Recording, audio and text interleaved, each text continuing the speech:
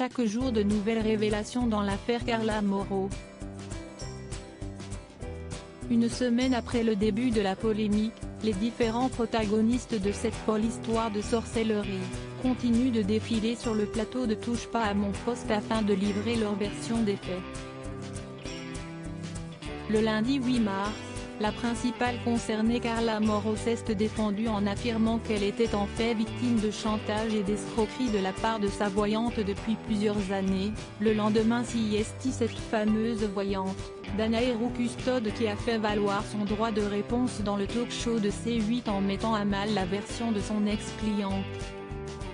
Hier, mercredi 10 mars, Cyril Hanouna a donné la parole à Warda, une autre voyante qui a fait de terribles révélations sur l'âge de Carla Mauro, Magali Berda.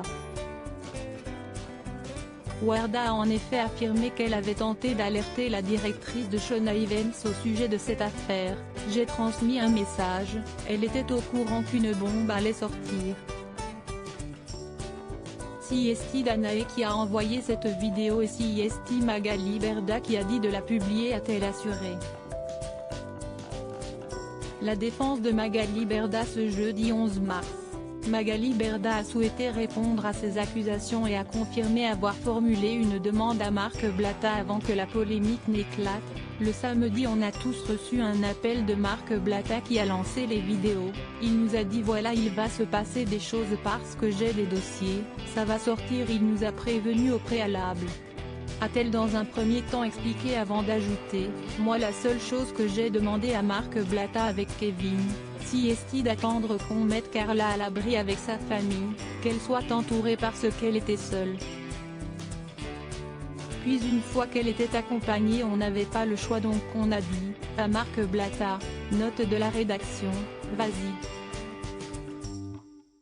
Magali Berda assure que cela était important pour délivrer Carla. J'ai dit à Carla, il faut que ça te délivre aussi de tout ça, ça fait des années que ça dure et personne doit te faire du chantage, donc CIST pas grave, laisse sortir, a-t-elle reconnu alors que son témoignage a été appuyé par Marc Blatta, qui a pris la parole dans une courte vidéo.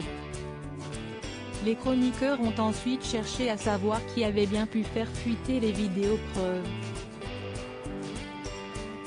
Selon Magali Berda, il ne peut s'agir que de Danae, qui aurait fait cela afin de faire pression sur Carla qui avait stoppé tous ses paiements.